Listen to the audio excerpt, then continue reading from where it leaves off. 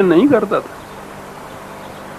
کل تک ابھی یہ دور تھا کہ یہ دی پیپل، یہ جو عوام تھے ان کے ذہن میں یہ بات ہی نہیں تھی کہ یہ نظام جو ہے یہ باطل ہے، ہماری محنت کی کمائی کو یہ ہضم کیے چلا جا رہا ہے، اس کے خلاف آواز اٹھائی جا سکتی ہے. یہ تصور نہیں تھا.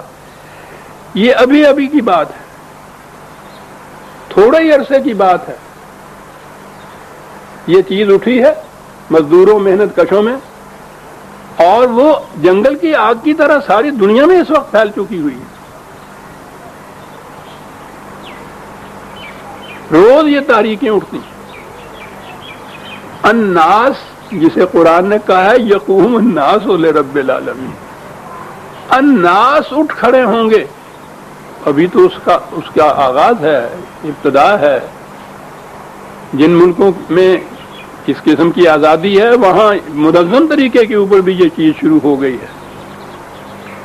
لیکن قرآن تو بتاتا ہے کہ یہ دور آنے والا ہے جس میں یہ دا پیپل، یہ لوگ جو ہیں یہ اٹھ کھڑے ہوں گے ان کو راستے سے ہٹانے کے لیے، اور اٹھ کھڑے ہوں گے کے لیے لے رب العالمین. کیا بات ہے!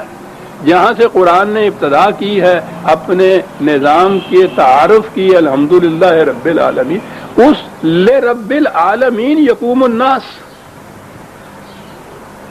اب یہ کوئی ایک جماعت کی بات نہیں کر رہا.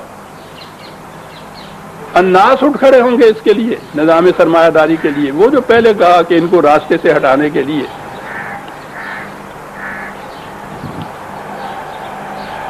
یہ بات آ چکی ہوئی ہے درسوں میں کہ اس قسم کے انقلابات برپا کرنے کا ایک طریقہ تو وہی جسے انقلابی کہا جا سکتا ہے وہ ہوتا ہے بائی ریولیوشن جسے کہا جاتا ہے. تھوڑے سے وقت کے اندر یہ انقلاب برپا کر لیا جا سکتا ہے. یہ جماعت مومنین نے وحی کی روشنی کے اندر یہ کیا. اور دوسرا طریقہ وہ ہوتا ہے جسے زمانے کے تقاضے کہا جاتا ہے. یہ ایک کوئی عجیب چیز ہے. یہ فلاسفی آف ہسٹری کی جو کتابیں ہیں یورپ والوں کے ہاں، یعنی ہسٹری آف فلاسفی نہیں بلکہ فلاسفی آف ہسٹری، تاریخ کا فلسفہ، یہ چیز اس کے اندر آتی ہے کہ عقل انسانی اپنے تجرباتی طریق سے وہ کرتی یہ ہے کہ کسی ایک نظریے کو، ایک نظام کو وہ اپناتی ہے، اس پہ عمل کرتی ہے کچھ عرصہ آگے چل کے، اور وہ عرصہ 1000 سال کا بھی ہو سکتا ہے. قرآن نے تو 50,000 ہزار سال کا بھی کہا ہے ایک ایک دن. وہ دیکھتی ہے کہ یہ ناکام رہا، وہ اس کو چھوڑتی ہے. تو پھر کیا کرتی ہے؟ اس کے جو اچھے پہلو ہوتے ہیں ان کو لیتی ہے. اور چونکہ اس کے سامنے یہ بات نہیں ہوتی کہ مکمل نظام اس کی جگہ کون سا ہے، وہ ایک اور نظام وضع کرتی ہے جس میں اپنے تجربے کی بنا پر جو پہلے نظام کے اچھے پہلو ہوتی ہے ان کو ساتھ رکھ لیتی ہے، پھر دوسرے نظام کو اپنے ہاں لیتی ہے اور اس پہ چل نکلتی ہے. اسی طرح سے اس کے اوپر صدیوں تک عمل کرتی ہے. ہڈیاں ٹوٹتی ہیں، خون کے دریا پھیلتے ہیں، آگ برستی ہے. ان تجربوں کے اندر انسانیت کے ساتھ جو کچھ بیتتی ہے تاریخ بتا رہی ہے وہ. اور کچھ عرصے کے بعد جا کے پھر وہ دیکھتی ہے کہ یہ بھی ناکام رہا، پھر وہ اس کے اور پہلے تجربے کے اچھے پہلوؤں کو ساتھ لے کے پھر آگے بڑھتی ہے. یہ ایک عجیب پروسیس ہے تاریخ کا. یہ بڑھتی چلی آتی ہے تقاضوں کے ساتھ. اسے زمانے کے تقاضے کہا جاتا ہے. عجیب بات یہ ہے کہ عقل اپنے تجرباتی طریقوں سے بھی جس طرف انسانیت کا رخ کرتی ہے وہ منزل وہی ہے جو قرآن نے متعین کی ہوئی ہے.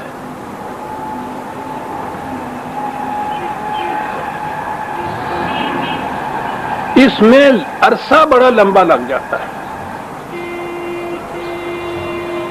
پہنچا دیتی ہے اس منزل کی طرف، لے جاتی ہے اس منزل کی طرف. عرصہ بڑا دراز لگتا ہے اس میں. انسانیت بڑی ہی استفاق شکن منزلوں میں سے گزرتی ہے اس تک پہنچنے کے لیے.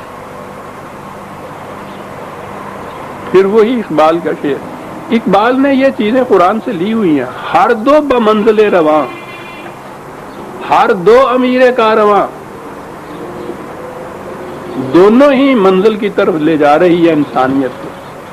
دونوں ہی اس کاروان کے کارواں سلوار ہیں. کون کون سی چیزیں؟ عقل اور وحی. عقل بہیلا می برد، عشق برد کشاں کشاں. اور فرق یہ ہے کہ یہ انسانی عقل و خرد جو ہے یہ اس کو اس طرح سے تجرباتی طریق سے لے جاتی ہے آگے، اور وہی انسانی جو ہے وہ بائی ریولیوشن اوور نائٹ اس کو لے جاتا ہے.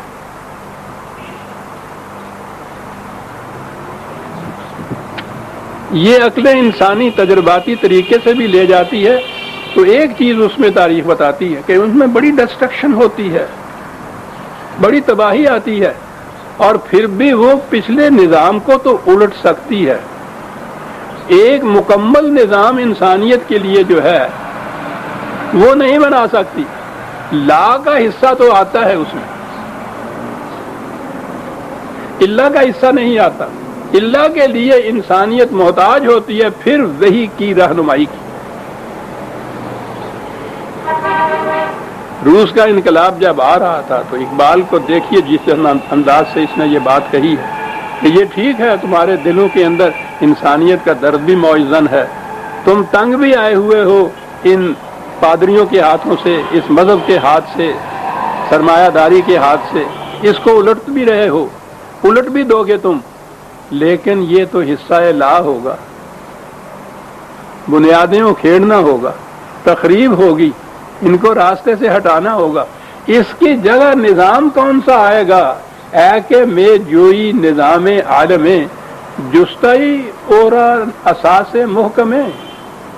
اس زمانے میں یہ کہہ رہا تھا روس سے کہ کامیاب نہیں ہوگا، تم ایک ایسا نظام چاہتے ہو جو عالمگیر ربوبیت کا ہو، اس نظام کے لیے بنیادیں تلاش کر لی ہیں تم نے، وہ ام الکتاب میں ملیں گی. وہ ٹھیک ہے، نظام سرمایہ داری کے خلاف تو یہ تحریکیں اٹھی، خواہ وہ روس کی تھیں یا چین کی تھیں، تعمیری نظام قائم نہیں کر سکی، وہاں پھر وہی کی ضرورت تھی.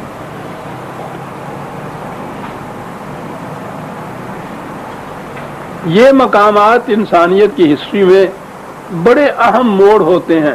یہاں پہنچ کے اگر وہ اساس محکم کسی طرح انہیں مل جائے، یا کوئی دینے والا وہاں ہو، کوئی قوم ایسی ہو جو انہیں یہ دے دے، تو پھر کاروان انسانیت سی منزل پہ پہنچ جاتا ہے.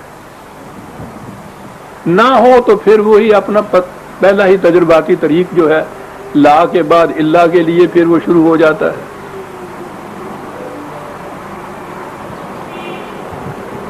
قرآن کریم میں آپ دیکھیے کہ اس نے الناس کو کہاں کہاں مخاطب کیا ہوا ہے.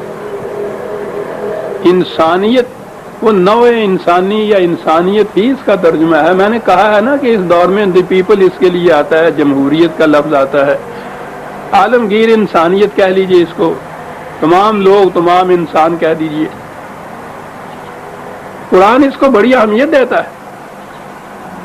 نبی اکرم صلی اللہ علیہ وسلم وَأَرْسَلْنَاكَ لِلنَّاسِ رَسُولًا 4/79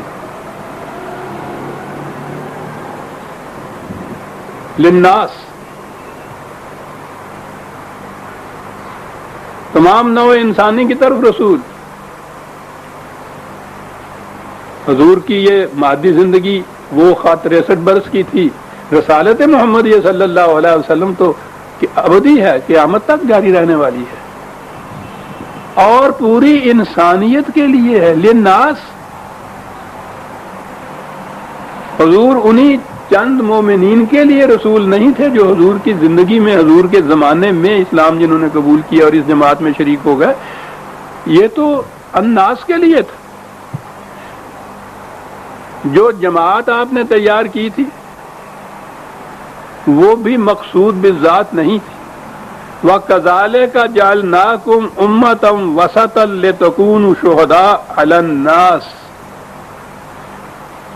2/143 2/143 اس طرح ہم نے تمہیں ایک ایسی امت بنایا جو تمام انسانیت، تمام اقوام انسانیت سے برابر فاصلے کے اوپر ہے۔ بڑی عجیب کی تشبیہ ہے یہ، جیسے مرکز ہوتا ہے محیط سے، ہر نقطہ یکساں فاصلے پہ اس پہ ہوتا ہے، نہ کسی قوم سے یہ تم کھنچے ہوئے ہو، نہ کسی کی طرف جھکے ہوئے ہو، پوری انسانیت کے لیے یکساں فاصلے کے اوپر ہو۔ ایک ایک لفظ قرآن کا عزیزان من پوچھو نہیں کیا معنی کی دریا اپنے اندر رکھتا ہے۔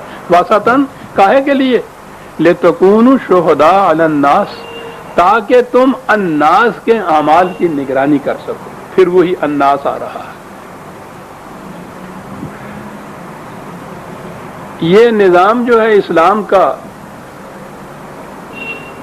اس کا سب سے اہم پہلو جسے کعبہ کہتے ہیں، اب حج کہتے ہیں، وہ جو ایک رسم بن کے رہ گیا، وہ بڑی اہم چیز تھی۔ یہ وہ مرکز تھا جس پہ قرآن کا مقصود انسانیت کو جمع کرنا تھا۔